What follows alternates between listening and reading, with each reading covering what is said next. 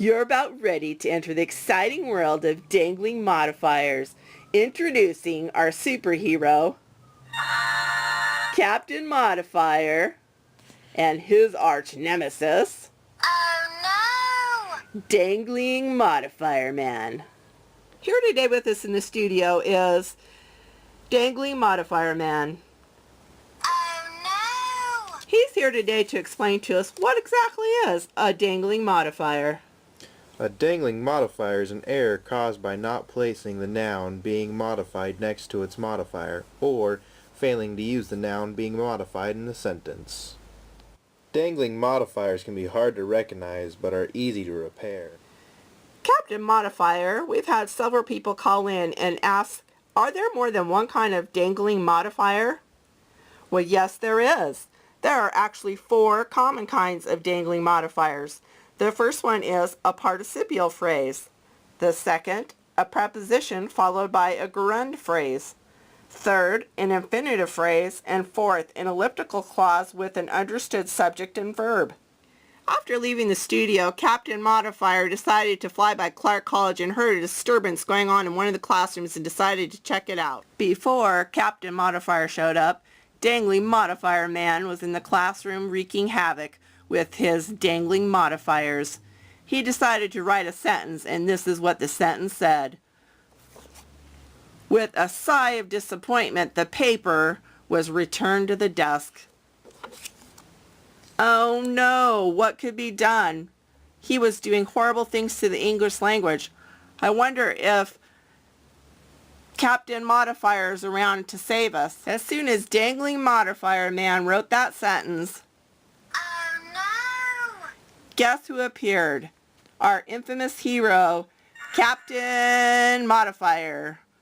He swoops in to figure out if he can figure out and save the situation. Dangling participle man, don't you understand what you've done? You've taken a participial phrase. With a sigh of disappointment, the paper was returned to the desk. So what you're saying is the paper had a sigh of disappointment? I don't think so. That's why I'm here to fix the situation. Dangling participle man, in order for me to fix this sentence, I had to add an actor to the subject of the sentence. Here's what I came up with. With a sigh of disappointment, Mrs. Nolan returned the paper to the desk. Wow, Mrs. Nolan sure does look happy that Captain Modifier showed up in her classroom today. In fact, Mrs. Nolan was so excited that her and Captain Modifier decided to do a little dance.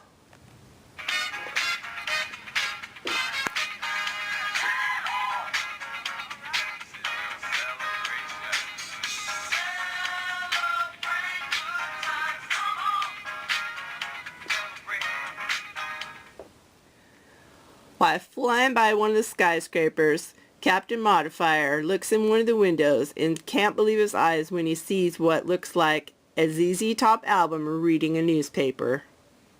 Oh no, was that the dangling modifier man that Captain Modifier saw when he was flying by the window? Oh no, it sure was. Oh no! Well, let's see what he's written. It's the second kind of dangling modifier. It's when you have a preposition followed by a gerund phrase. A gerund phrase? What's that? Well, it's any word ending in ing. So the preposition in this sentence is while, and the gerund phrase is reading the newspaper. So while reading the newspaper, the new ZZ Top album was playing. What? You mean to tell me that the new ZZ Top album was reading the newspaper? I don't think so. How could that be? Well, we all know what happens when Captain Modifier shows up and Dangling Modifier Man's there. Kaboom! Pow! Wham! Bang! Oh no, poor Dangling Modifier Man. Well, let's see what Captain Modifier has done to save the day. Here's the sentence that he fixed. While reading the newspaper, I was playing the new ZZ Top album.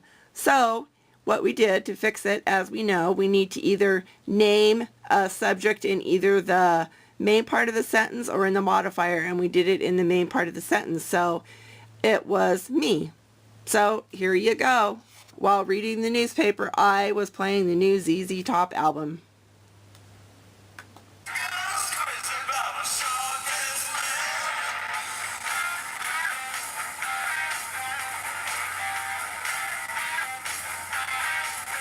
Thanks a lot, Captain Modifier. You're the best. After a stressful day in the city, Captain Modifier decided to go to outer space, one of his favorite places to relax. Do do do do do do do do do do do do do do do do do do. Holy moly, who could that be? Is that Dangling Modifier Man? Oh no! Well, let's see what havoc he's gonna wreak this time. Well, let's find out what Dangling Modifier Man's done this time. He's written a sentence using the third type of dangling modifier called an infinitive phrase. It's when you use the word to float, to do something. So here it is: to float effectively, practice is necessary.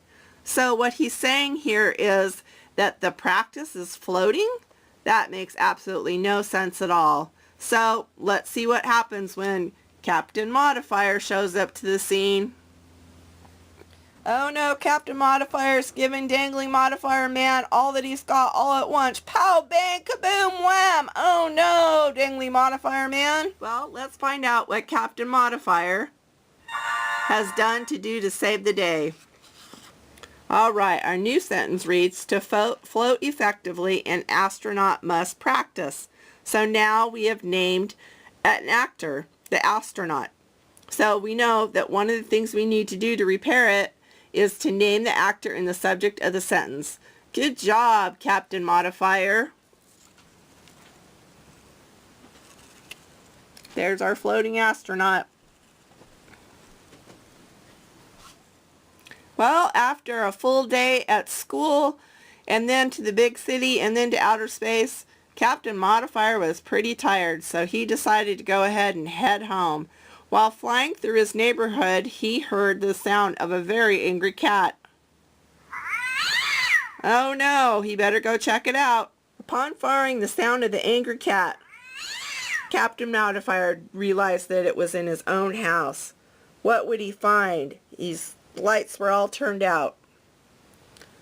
Oh no, that could not possibly be Dangling Modifier Man. Well, let's find out what Dangling Modifier Man's done this time. Looks like he wrote the fourth kind of common dangling modifier, and it is the elliptical clause with an understood subject and verb.